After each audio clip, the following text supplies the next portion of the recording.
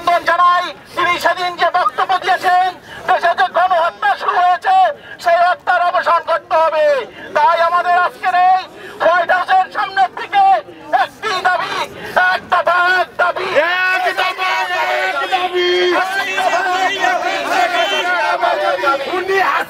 এখনই যাবি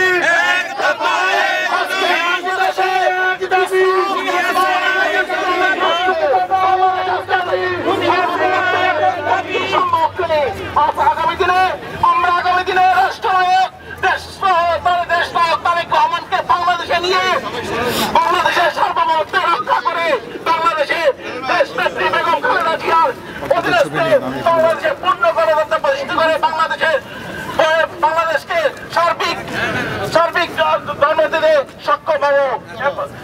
বাংলাদেশ জিন্দাবাদ, বাংলাদেশ জাতীয়বাদী দল জিন্দাবাদ। বেগম জিয়া গিয়ে চলো, আমরা আছি তোমার সাথে। তারেক রহমান গিয়ে চলো, আমরা আছি তোমার সাথে। বাংলাদেশ জাতীয়বাদী দল জিন্দাবাদ, জাসাদ জিন্দাবাদ। আল্লাহ হাফেজ। Thank you, Golam Farooq Shaheen.